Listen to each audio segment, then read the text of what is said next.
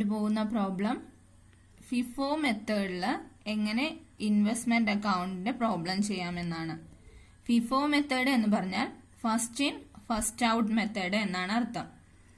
FIFO മെത്തേഡിൽ നമ്മൾ problem ചെയ്യുമ്പോൾ ആദ്യം പർച്ചേസ് ചെയ്യുന്ന ഇൻവെസ്റ്റ്മെന്റുകൾ ആദ്യം തന്നെ സെയിൽ നടത്തുക. അതായത് ഇപ്പൊ നമ്മൾ അടുപ്പിച്ചൊരു 3-4 പ്രാവശ്യം പർച്ചേസ് ചെയ്തു എന്ന് വിചാരിക്കുക. ഇപ്പൊ മാർച്ചിൽ തന്നെ ഒരു 1-ാം തീയതി, ഒരു 10-ാം തീയതി, ഒരു 15-ാം തീയതി ഒക്കെ ആയിട്ട് ഓരോ പർച്ചേസ് നടത്തി. അതിനുശേഷം ഏപ്രിൽ ആയപ്പോൾ സെയിൽസ് വരികയാണ്. അപ്പൊ സെയിൽസ് വരുമ്പോൾ പല വിലക്കായിരിക്കും നമ്മൾ ഈ മാർച്ച് 1-നും 10-നും 15-നും വാങ്ങി വെച്ചേക്കുന്നത്. ഈ ഇൻവെസ്റ്റ്മെന്റ് വാങ്ങി വെച്ചേക്കുന്നത് പല വിലക്കായിരിക്കും. അപ്പൊ ഏത് ഇൻവെസ്റ്റ്മെന്റ് ആദ്യം സെയിൽ നടത്തണം, ഏത് വിലയുടെ ഇൻവെസ്റ്റ്മെന്റ് ആദ്യം സെയിൽ നടത്തണം, അത് ഫിഫോ മെത്തേഡ് വെച്ചാണ് നമ്മൾ പ്രോബ്ലം ചെയ്യുന്നത് എങ്കിൽ ഏറ്റവും ആദ്യം നമ്മൾ പർച്ചേസ് ചെയ്ത് വെച്ചിട്ടുള്ള ഇൻവെസ്റ്റ്മെന്റ് ആദ്യം സെയിൽ നടത്തും.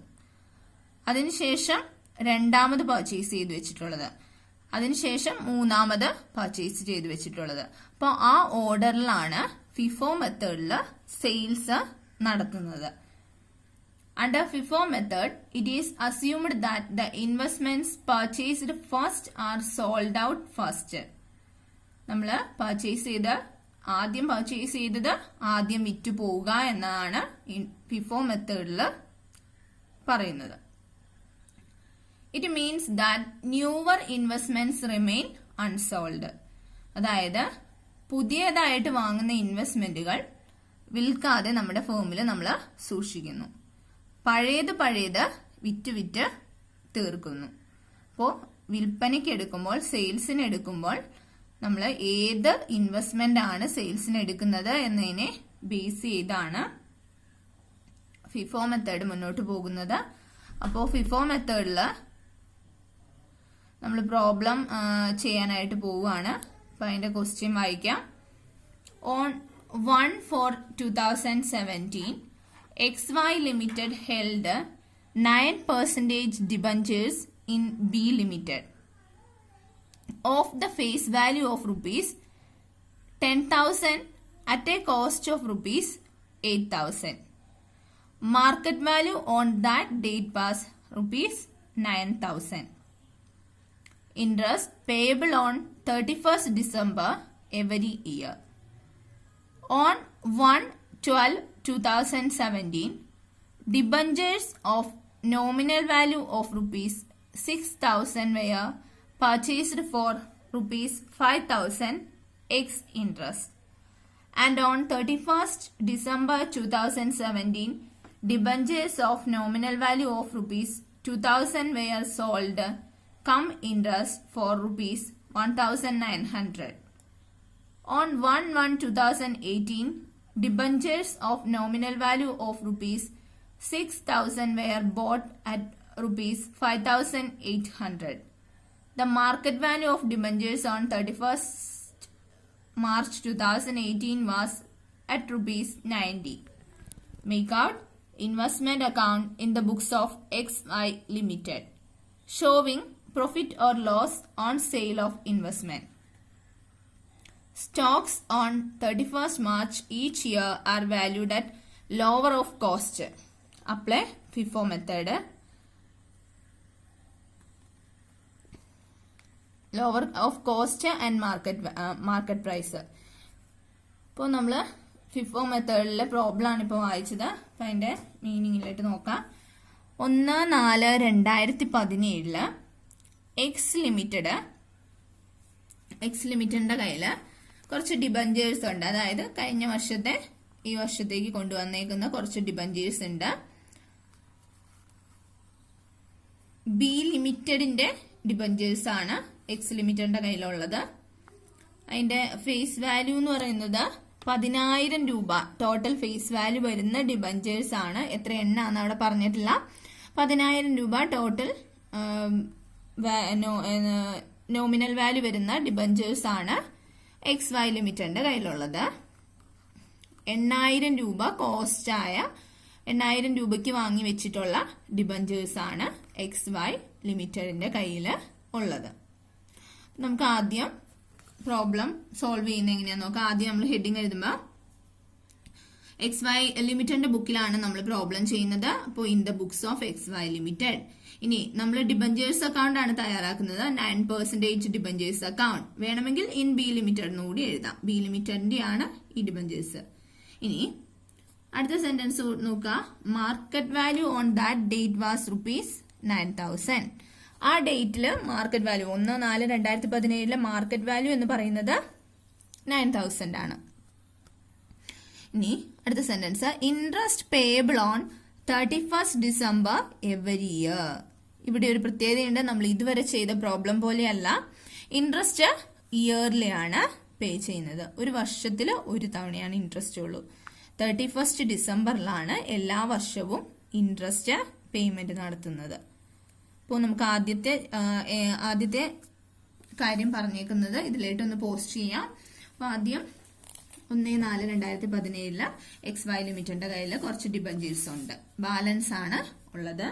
നമുക്കത് 1/4/2017 to balance brought down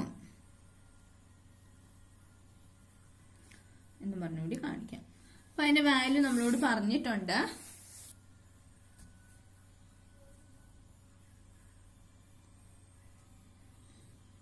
face value 10,000 ആണ് എന്ന് പറഞ്ഞിട്ടുണ്ട്.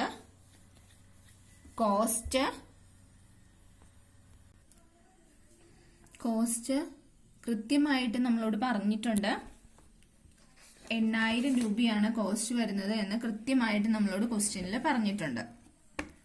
അപ്പോൾ കോസ്റ്റ് എന്ന് തന്നെയാണ് പറഞ്ഞിരിക്കുന്നത്. അതുകൊണ്ട് നമുക്ക് ഈ 8,000 രൂപ നമ്മുടെ കോസ്റ്റ് കോളത്തിൽ എഴുതാം. ഇനി ഒരു കാര്യം ശ്രദ്ധിക്കാനുള്ളത് എന്താന്ന് വെച്ച് കഴിഞ്ഞാൽ നമ്മള് 1/4/17 ഈ ബാലൻസ് കാണിക്കുന്നത്. അപ്പൊ ഇൻട്രസ്റ്റ് ഡേറ്റ് കഴിഞ്ഞിട്ട് കുറച്ച് ഡേറ്റ് കഴിഞ്ഞിട്ടാണ് ഈ ഓപ്പണിംഗ് വന്നേക്കുന്നത്. അപ്പൊ ലാസ്റ്റ് ഇൻട്രസ്റ്റ് കിട്ടിയ ഡേറ്റ് എന്ന് പറയുന്നത് December 31 നമുക്ക് ഇൻട്രസ്റ്റ് കിട്ടുന്നതായിട്ട് പറയുന്നത്. ഇവിടെ പറയുന്നുണ്ട് interest payable on 31st December every year. അപ്പൊ December 31 എല്ലാ വർഷവും ഇൻട്രസ്റ്റ് കിട്ടുന്നത്. അപ്പൊ ഇൻട്രസ്റ്റ് കിട്ടിക്കഴിഞ്ഞ് ജനുവരി, ഫെബ്രുവരി, മാർച്ച് 3 മാസം കഴിഞ്ഞിട്ടാണ് ഈ ബാലൻസ് നമ്മൾ എഴുതിയിട്ടുള്ളത്. അപ്പൊ ഇതിലും നമ്മൾ എന്ത് കാണിക്കണം? ഇൻട്രസ്റ്റ് കാണിക്കണം. 3 മാസത്തെ ഇൻട്രസ്റ്റ് ഔട്ട്സ്റ്റാൻഡിംഗ് ആണ്, അത് നമ്മൾ കാണിക്കണം. അപ്പൊ വർക്കിംഗ് നോട്ടിൽ കാൽക്കുലേറ്റ് ചെയ്യാം.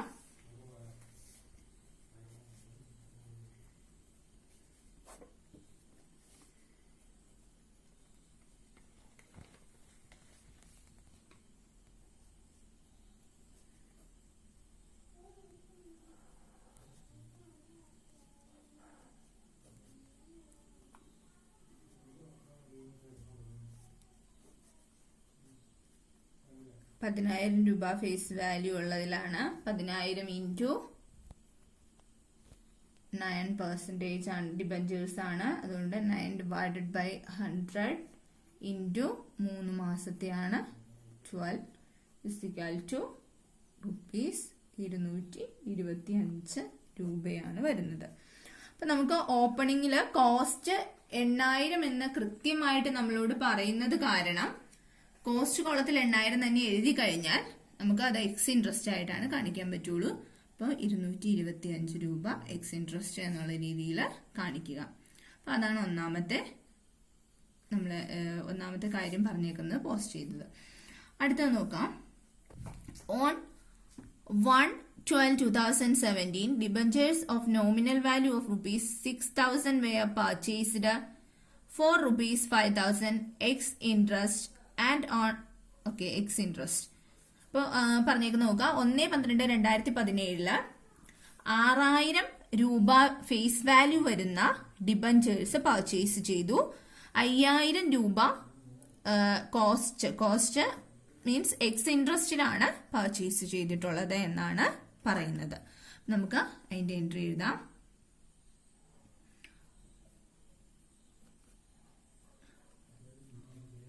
ടു ബാങ്ക് പർച്ചേസ് ആണ് 6000 രൂപയാണ് ഫേസ് വാല്യൂ വരുന്നത്. 5000 രൂപ എക്സ് ഇൻട്രസ്റ്റ് ആണ് പറഞ്ഞേക്കുന്നത്. അപ്പൊ നമുക്ക് 5000 രൂപ അങ്ങനെ തന്നെ എഴുതാം. 5000 രൂപയ്ക്കാണ് പർച്ചേസ് ചെയ്തിട്ടുള്ളത്. ഇനി എത്ര രൂപയാണ് ഇൻട്രസ്റ്റ് വരുന്നത് എന്ന് നമ്മൾ കാൽക്കുലേറ്റ് ചെയ്യണം. അപ്പൊ ഇൻട്രസ്റ്റ് വരുന്നത് എങ്ങനെയാണ് നമുക്ക് വർക്കിംഗ് നോട്ടിൽ കാൽക്കുലേറ്റ് ചെയ്യാം.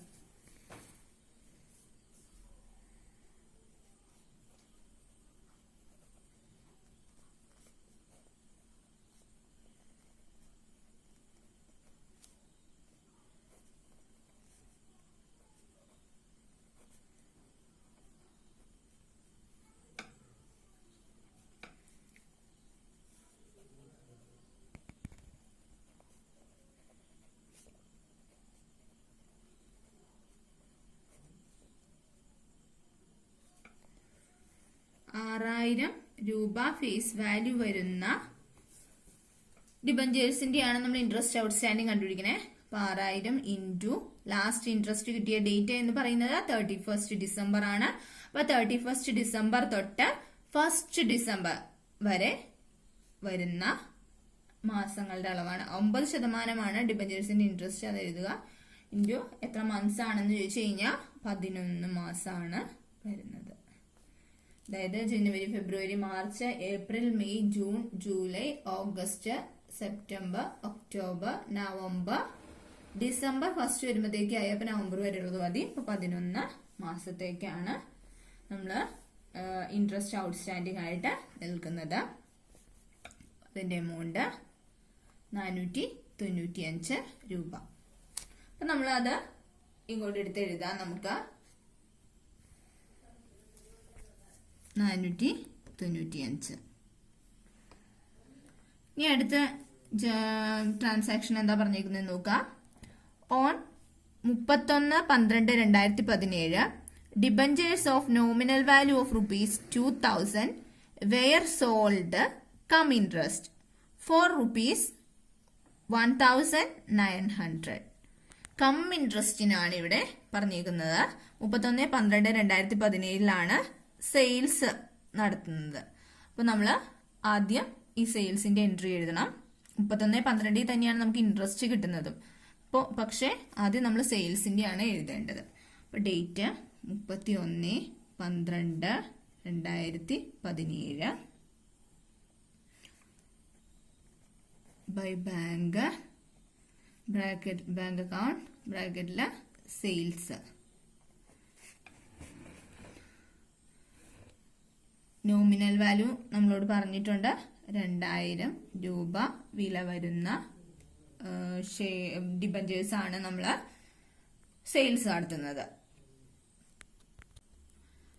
ഇപ്പൊ ഇവിടെ നമുക്ക് നോമിനൽ വാല്യൂ 2000 രൂപയാണെന്ന് അറിയാം.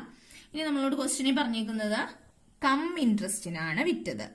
കം ഇൻട്രസ്റ്റിന് വിറ്റു എന്ന് മാത്രമല്ല, അത് വിറ്റേക്കുന്നത് 1900 രൂപയ്ക്കാണ്. അപ്പൊ ഈ 1900 രൂപ എന്ന് പറയുന്നതിൽ ഇൻട്രസ്റ്റ് കൂടി ഉൾപ്പെട്ടിട്ടുണ്ട്. കം ഇൻട്രസ്റ്റ് എന്ന് പറയുമ്പോൾ ഇൻട്രസ്റ്റ് കൂടി ഉൾപ്പെട്ടിട്ടുണ്ട്.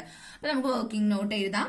വർക്കിംഗ് നോട്ടിൽ ആദ്യം sale of debentures come interest on 31 December 2017 ആണ് നമ്മൾ കാൽക്കുലേറ്റ് ചെയ്യുന്നത്.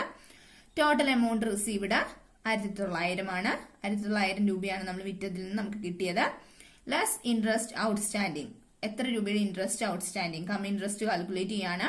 2000 ഡിബഞ്ചേഴ്സിന് 2000 രൂപയുടെ ഡിബഞ്ചേഴ്സിന് ഫേസ് വാല്യൂ വരുന്നതാണ്. അപ്പൊ 2000 ഇൻറ്റു 9% ഇൻറ്റു 31 ഡിസംബർ ആകുമ്പോൾ 12 മാസമായി. കാരണം കഴിഞ്ഞ 31 ഡിസംബറിലാണ് നമുക്ക് ലാസ്റ്റ് ഇൻട്രസ്റ്റ് കിട്ടിയത്. ഒരു വർഷത്തെ ഇൻട്രസ്റ്റ് നമുക്ക് കിട്ടാനായിട്ടുണ്ട്. അപ്പൊ 12/12 തന്നെ ഇട്ട് കഴിഞ്ഞാൽ 180 രൂപ കിട്ടി. അപ്പൊ 1900 നിന്ന് ഈ 180 രൂപ കുറച്ചിട്ട് ബാലൻസ് ആണ് ശരിക്കും ഇൻട്രസ്റ്റ് ഉൾപ്പെടാത്ത ഡിബഞ്ചറിന്റെ വില എന്ന് പറയുന്നത്, കോസ്റ്റ് അല്ലെങ്കിൽ പ്രിൻസിപ്പൽ വാല്യൂ എന്ന് പറയുന്നത്. അപ്പൊ നമ്മൾ കോസ്റ്റ് കോളത്തിലായിട്ട് ഈ എമൗണ്ട് നമുക്ക് എടുത്തെഴുതാം 1720. ഇനി നമ്മൾ ഇൻട്രസ്റ്റ് കം ഇൻട്രസ്റ്റ് അതിൽ ഉൾപ്പെട്ടിട്ടുണ്ടായിരുന്ന ഇൻട്രസ്റ്റ് 180 രൂപ ഇൻട്രസ്റ്റ് കോളത്തിലേട്ടും എടുത്തെഴുതാം. ഇപ്പൊ ഒരു സെയിലാണ് നടന്നത്. ഒരു സെയിൽ നടന്നു കഴിഞ്ഞാൽ നമ്മൾ പറഞ്ഞിട്ടുണ്ട് ഓട്ടോമാറ്റിക് ആയിട്ട് ആദ്യം ചെയ്യുന്ന അടുത്ത കാര്യം എന്ന് പറയുന്നത് പ്രോഫിറ്റ് ആണോ ലോസ് ആണോ ആ സെയിൽസിലൂടെ നമുക്ക് ഉണ്ടായത് എന്ന് കാൽക്കുലേറ്റ് ചെയ്യണം. അപ്പൊ അടുത്ത കാൽക്കുലേഷൻ പ്രോഫിറ്റ് ആണോ സെയിൽ ആണോ എന്നത് ആണ് അടുത്ത കാൽക്കുലേഷൻ എന്ന് പറയുന്നത്.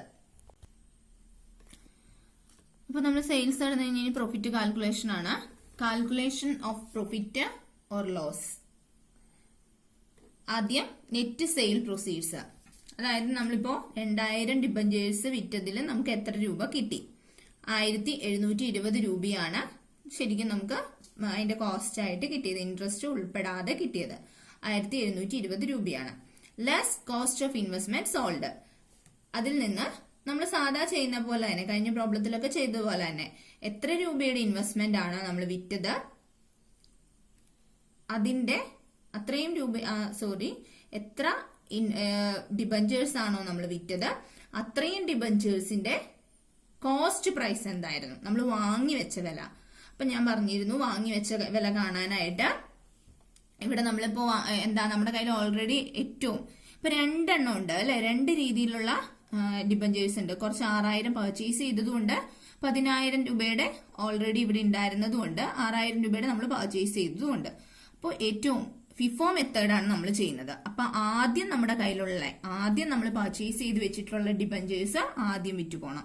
അപ്പൊ ഈ 10000 രൂപയുടെ ഡിബഞ്ചേഴ്സ് ആണ് ആദ്യം വിറ്റു പോകേണ്ടത്. അതില് പ്രിൻസിപ്പൽ കോളത്തിൽ തന്നേക്കുന്നത് എത്രയാണോ 8000 ആണ് തന്നേക്കുന്നത്. അപ്പൊ 8000 എന്ന് പറയുന്നത് അതിന്റെ കോസ്റ്റ് ആണ്. അപ്പൊ ഞാൻ പറഞ്ഞിരുന്നു, കഴിഞ്ഞ പ്രോബ്ലത്തിലൊക്കെ പറഞ്ഞിരുന്നു 8000 ഡിവൈഡഡ് ബൈ 10000 ഇൻറ്റു എത്രയാ 2000. ഇവിടെ നമുക്ക് എണ്ണം തന്നിട്ടില്ല, അതുകൊണ്ട് നമുക്ക് ആ നേരെ ഫേസ് വാല്യൂ എന്നിട്ട് ഡിവൈഡ് ചെയ്യാം. ഇൻറ്റു 2000 രൂപ വാല്യൂ വരുന്ന ഡിബഞ്ചേഴ്സിന്റെ എത്ര രൂപയാണ് വരുന്നത് എന്ന് നമുക്ക് കിട്ടും. അപ്പൊ അതുപോലെ നോക്കാം. 8000 ഡിവൈഡഡ് ബൈ 10000 ഇൻറ്റു 2000 നമുക്ക് 1600 എന്ന ആൻസർ കിട്ടും. അപ്പൊ 1600 രൂപയ്ക്ക് വാങ്ങി വെച്ചിരുന്ന ഡിബഞ്ചേഴ്സ് വിറ്റപ്പോഴാണ് നമുക്ക് 1720 രൂപ കിട്ടിയത്. അതിന്റെ അർത്ഥം നമ്മൾ കൂടുതൽ പ്രൈസിനാണ് വിറ്റിട്ടുള്ളത്, നമുക്ക് 120 രൂപ ലാഭമാണ്. അപ്പൊ പ്രോഫിറ്റ് ആണ് നമുക്ക് കിട്ടുന്നത് എങ്കിൽ നമ്മൾ ഡെബിറ്റ് സൈഡില് പ്രോഫിറ്റ് ആൻഡ് ലോസ് അക്കൗണ്ടിലേക്ക് ട്രാൻസ്ഫർ ചെയ്യണം. അപ്പോൾ സെയിം ഡേറ്റില് 31/12/2017 to profit and loss account, profit and loss account, profit on sale transferred, profit on sale transferred.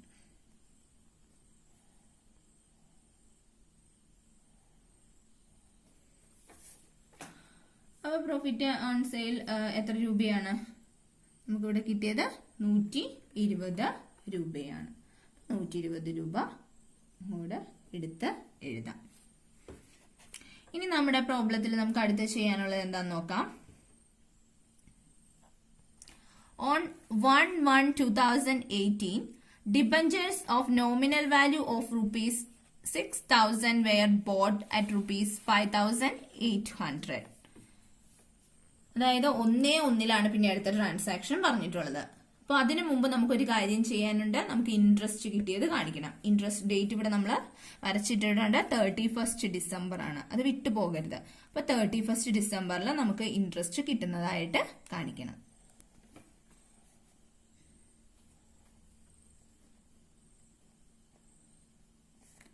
By bank ബാങ്കല്ല ഇൻട്രസ്റ്റ്.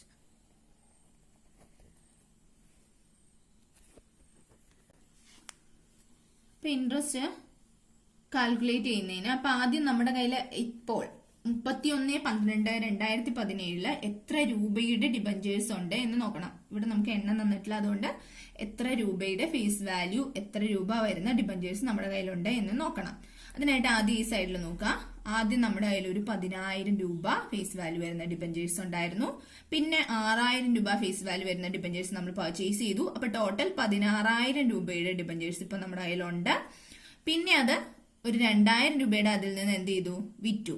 അപ്പോ 16,000 2000 പോയി കഴിയുമ്പോൾ 14,000 രൂപയുടെ ഡിബഞ്ചേഴ്സ് ഇപ്പോൾ നിലവിൽ 31/12/2017 നമ്മുടെ കയ്യിലുണ്ട്. അപ്പൊ 14,000 രൂപയിലാണ് ഇൻട്രസ്റ്റ് കാൽക്കുലേറ്റ് ചെയ്യേണ്ടത്. ഇൻട്രസ്റ്റ് റിസീവ്ഡ് ഓൺ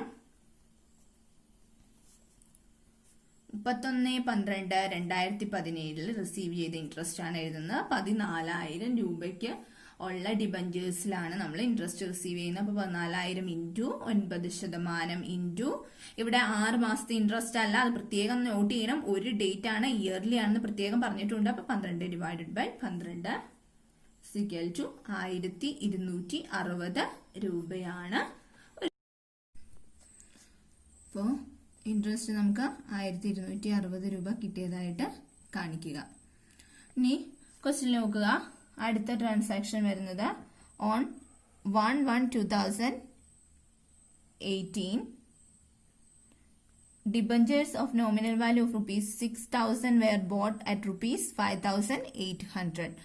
5,800 രൂപയ്ക്ക് പർച്ചേസ് ചെയ്തേക്കാണ് 6,000 രൂപ ഫേസ് വാല്യൂ ഉള്ള ഡിബഞ്ചേഴ്സ്. അപ്പൊ തൊട്ടടുത്ത ദിവസം ഇൻട്രസ്റ്റ് കിട്ടി, നമുക്ക് തൊട്ടടുത്ത ദിവസമാണ്. അതുകൊണ്ട് കമ്മി ഇൻട്രസ്റ്റോ എക്സ് ഇൻട്രസ്റ്റോ ഒന്നും വരുന്നില്ല. പർച്ചേസ് കാണിക്കാം നമുക്ക്. 1/1/2018 ടു ബാങ്ക് അക്കൗണ്ട് പർച്ചേസ്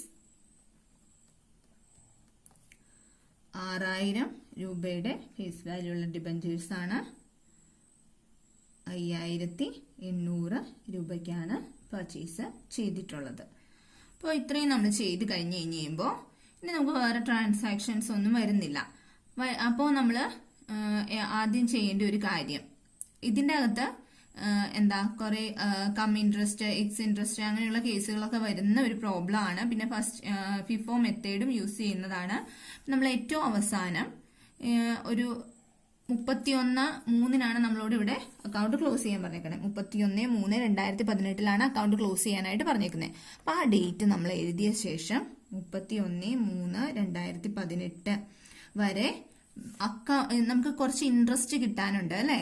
ആ ഒരു ഡേറ്റ് വരെയുള്ള ഇൻട്രസ്റ്റ് നമ്മൾ അതുകൂടി ഇതിനോടൊപ്പം കാണിച്ചു വേണം ക്ലോസ് ചെയ്യാനായിട്ട്. ആ ഡേറ്റ് വരെ നമുക്ക് കിട്ടാനുള്ള ഔട്ട്സ്റ്റാൻഡിങ് ഇൻട്രസ്റ്റ് എത്രയാണ് എന്ന് കൂടി നമ്മൾ കാണിച്ചിട്ട് വേണം ക്ലോസ് ചെയ്യാനായിട്ട്. അതായത് നമ്മൾ ഒരു ഓപ്പണിംഗ് ഡേറ്റില് നമ്മളിവിടെ കാണിച്ചപ്പോ നമ്മൾ ഇത്രയും രൂപയുടെ ഇൻട്രസ്റ്റ് എക്സ് ഇൻട്രസ്റ്റ് ആയിട്ട് നമ്മൾ കാണിച്ചില്ലേ, നമുക്ക് കിട്ടാനുണ്ട് ഇന്ന ഡേറ്റിൽ ഇത്ര ഇൻട്രസ്റ്റ് നമുക്ക് കിട്ടാനുള്ളതാണ് എന്നുള്ള രീതി കാണിച്ചല്ലോ. അതുപോലെ തന്നെ നമ്മൾ ക്ലോസ് ചെയ്യുമ്പോഴും നമുക്ക് എത്ര ഇൻട്രസ്റ്റ് കിട്ടാനുണ്ടെന്ന് കാണിച്ചിട്ട് ക്ലോസ് ചെയ്യണം. അപ്പൊ ബൈ ബാങ്ക് എന്ന് തന്നെ കാണിച്ചിട്ട് ഇൻട്രസ്റ്റ് ഔട്ട്സ്റ്റാൻഡിങ് എന്ന് കാണിക്കാം.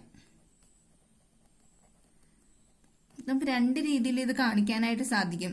ഒന്നെങ്കിൽ നമുക്ക് ഈ 31-ാം തീയതിയിലത്തെ ഇൻട്രസ്റ്റിനോട് ഇവിടെ കൂടി ആഡ് ചെയ്ത് ഇത് കാണിക്കാൻ പറ്റും. അത് നിങ്ങൾക്ക് കൂടുതൽ കൺഫ്യൂഷൻ ഉണ്ടാക്കുള്ളൂ. അതുകൊണ്ടാണ് ഇങ്ങനെ പറയുന്നത്. അതായത് വർഷം അവസാനം ഇത് ക്ലോസ് ചെയ്യുമ്പോൾ അക്കൗണ്ട് ക്ലോസ് ചെയ്യുന്നതിന് തൊട്ട് മുമ്പ് ആ ഡേറ്റിൽ നമുക്ക് എത്ര രൂപയുടെ ഇൻട്രസ്റ്റ് കിട്ടാനുണ്ട്, ഔട്ട്സ്റ്റാൻഡിംഗ് ആയിട്ട് നിൽക്കുന്നുണ്ട് എന്ന് നമ്മൾ കാൽക്കുലേറ്റ് ചെയ്ത് എഴുതാം. അപ്പോൾ വർക്കിംഗ് നോട്ടിലേക്ക് പോവാം.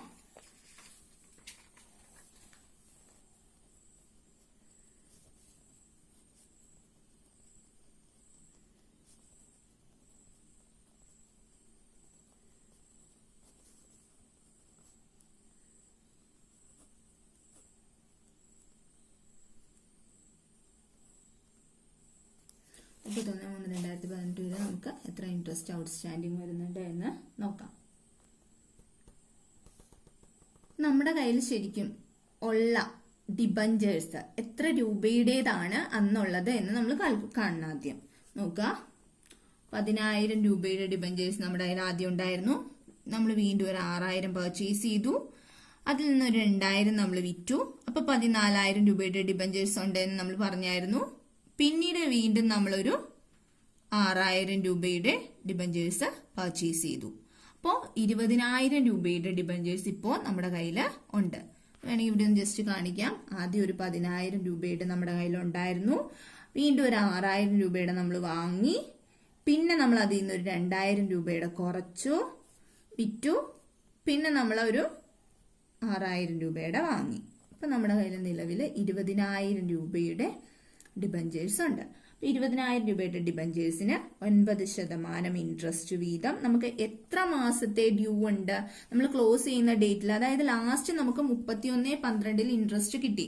അപ്പൊ അത് കഴിഞ്ഞിട്ട് 3 മാസത്തെ ഇൻട്രസ്റ്റ് ആണ് നമുക്ക് ഔട്ട്സ്റ്റാൻഡിംഗ് ആയിട്ട് ഉള്ളത്. അപ്പോൾ 3/12 = 450 രൂപയുടെ ഇൻട്രസ്റ്റ് ആണ് നമുക്ക് ഔട്ട്സ്റ്റാൻഡിംഗ് ആയിട്ട് വരുന്നത്. അതിവിടെ കാണിക്കുക, ഇൻട്രസ്റ്റ് കോളത്തിൽ തന്നെ കാണിക്കുക, 450 രൂപ എന്ന് കാണിച്ചേക്കുക. ഇനി നമുക്ക് അക്കൗണ്ട് ബാലൻസ് ചെയ്യാം. അക്കൗണ്ട് ബാലൻസ് ചെയ്യുമ്പോൾ ഏറ്റവും ആദ്യം നമ്മുടെ നോമിനൽ കോളം തന്നെ നമുക്ക് ബാലൻസ് ചെയ്യാം. നോമിനൽ കോളം ബാലൻസ് ചെയ്യുമ്പോൾ ഏറ്റവും ആദ്യം നോമിനൽ കോളത്തിൽ ഈ സൈഡിൽ ആണ് കൂടുതൽ വരുന്നത്. ഈ സൈഡിൽ നമുക്കറിയാം 10, 6 ടോട്ടൽ വരുമ്പോൾ 22,000. ഇവിടെ 22,000 എഴുതുക. 31/3/2018 ബൈ ബാലൻസ് ക്യാരി ഡൗൺ 20,000 രൂപയുടെ നമ്മുടെ ബാലൻസ് ഉണ്ട്.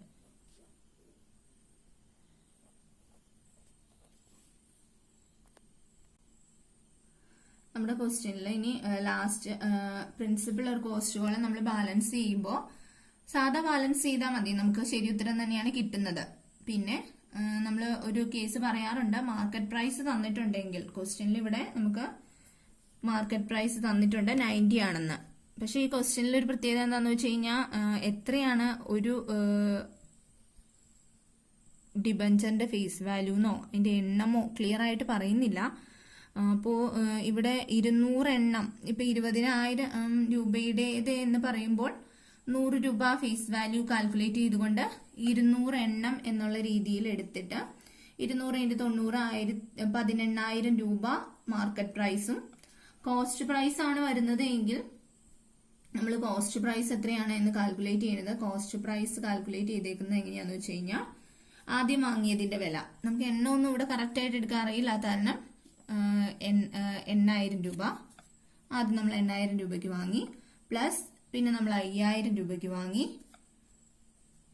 പ്ലസ് പിന്നെ നമ്മൾ 5,800 രൂപയ്ക്ക് വാങ്ങി മൂന്നാമത്തെ പർച്ചേസ്,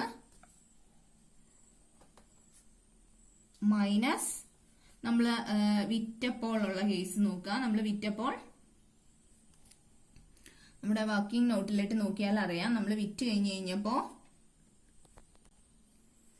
1,600 രൂപ കോസ്റ്റ് പ്രൈസ് ഉള്ള ഡിബഞ്ചറാണ് നമ്മൾ വിറ്റത്. വിറ്റതിന്റെ കോസ്റ്റ് പ്രൈസ് ആണ് നോക്കേണ്ടത്. 1,600 രൂപ, 1,720 രൂപയ്ക്കാണ് നമുക്ക് വിറ്റ് കിട്ടിയ പൈസ. പക്ഷെ അതിന് ശരിക്കും എത്ര രൂപയായിരുന്നു കോസ്റ്റ് ഉണ്ടായിരുന്നത്? 1,600 രൂപയാണ് അതിന്റെ കോസ്റ്റ് ഉണ്ടായിരുന്നത്. ഇപ്പൊ നമ്മൾ അതിൽ നിന്ന് 1,600 കൂടി കുറയ്ക്കുക. അപ്പൊ ശരിക്കും പറഞ്ഞാൽ ഇപ്പൊ നിലവിൽ നമ്മുടെ കയ്യിലുള്ള കോസ്റ്റ് പ്രൈസ് എന്ന് പറയുന്നത് 17,200 രൂപ നമുക്ക് ബാലൻസ് വരുന്നുണ്ട്. അപ്പൊ ഈ 17,200 രൂപയാണ് 18,000 രൂപയേക്കാൾ കുറവ്. അപ്പോൾ മാർക്കറ്റ് പ്രൈസ് ആണോ കോസ്റ്റ് പ്രൈസ് ആണോ കുറവ്, ആ വാല്യൂ എടുക്കണം എന്നാണ് പറഞ്ഞേക്കുന്നത്. നമുക്ക് ഡിബഞ്ചറിന്റെ എണ്ണം തന്നിട്ടുണ്ടെങ്കിൽ ഈ മാതിരി കാൽക്കുലേറ്റ് ചെയ്യണ പാടൊന്നുമില്ല. നേരെ കോസ്റ്റ് പ്രൈസ് ഇപ്പൊ 91 അങ്ങനെ തന്നിട്ടുണ്ടെങ്കിൽ അത് ഇൻറ്റു ആ ഡിബഞ്ചറിന്റെ എണ്ണം കൊണ്ട് അങ്ങ് ഇൻറ്റു ചെയ്യാനുള്ള പ്രോസസ്സേ ഉള്ളൂ. ഇതിപ്പോ പ്രത്യേകിച്ച് എണ്ണം ഒന്നും തരാത്ത കാരണമാണ് നമ്മളിങ്ങനെ കാൽക്കുലേറ്റ് ചെയ്യേണ്ടതായിട്ട് വന്നത്. അപ്പൊ 17,200 രൂപയാണ് നമ്മുടെ പ്രിൻസിപ്പൽ കോളത്തിൽ നമ്മൾ എഴുതുന്നത്. അപ്പൊ നമ്മൾ 17,200 രൂപ പ്രിൻസിപ്പൽ കോളത്തിൽ എഴുതുക. ഇനിയിപ്പോ ഇത് ഓട്ടോമാറ്റിക് ആയിട്ട് നമ്മൾ ബാലൻസ് ചെയ്തായിരുന്നെങ്കിൽ കൂടിയും നമുക്ക് ഈ സെയിം ആൻസർ തന്നെ കിട്ടുമായിരുന്നു. 18,920 ആണ് വരുന്നത്. ഇനി നമ്മൾ അടുത്ത ബാലൻസ് ചെയ്യാനുള്ള ഇൻട്രസ്റ്റ് കോളാണ്. ഇൻട്രസ്റ്റ് കോളത്തിൽ എന്തായാലും ക്രെഡിറ്റ് സൈഡിലാണ് കൂടുതൽ, ഇപ്പോൾ ഡെബിറ്റ് സൈഡിലാണ് നമ്മുടെ ഇതിന്റെ ട്രാൻസ്ഫർ ചെയ്യുന്നത്.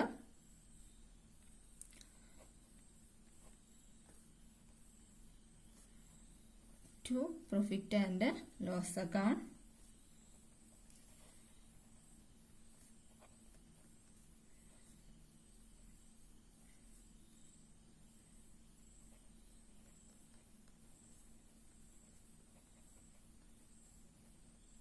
ഇൻട്രസ്റ്റ് ട്രാൻസ്ഫേർഡ് ആണ്. നമ്മളിത് ബാലൻസ് ചെയ്യാനായിട്ട് ഈ സൈഡിൽ എത്ര ടോട്ടൽ ഉണ്ടെന്ന് നോക്കുക. 1890 വരുന്നത്. ഇവിടെയും 1890 വരുന്നത്. അപ്പം നമുക്ക് ബാലൻസ് ചെയ്ത് കഴിയുമ്പോൾ പ്രോഫിറ്റ് ആൻഡ് ലോസ് അക്കൗണ്ടിലേക്ക് പോകുന്ന എമൗണ്ട് എന്ന് പറയുന്നത് 1170 രൂപയാണ്. ആണ് നമുക്ക് ഇൻട്രസ്റ്റ് രീതിയിൽ നമുക്ക് കിട്ടിയിട്ടുള്ള ഇൻകം. അപ്പൊ ഇത്രയുമാണ് ഫിഫോ മെത്തേഡില് പ്രോബ്ലം ചെയ്യാനുള്ളത്. അപ്പോൾ ഒരു കാര്യമാണ് അവിടെ പ്രത്യേകം ശ്രദ്ധിക്കാനുള്ളത്, ഫസ്റ്റ് ഇൻ ഫസ്റ്റ് ഔട്ട് മെത്തേഡാണ് ഫിഫോ മെത്തേഡ്. ആദ്യം പർച്ചേസ് ചെയ്യുന്നത് ആദ്യം സെയിൽസ് നടത്തുക.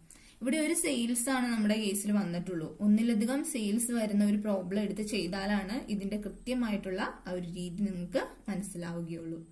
അപ്പോൾ ഓക്കെ, താങ്ക് യു.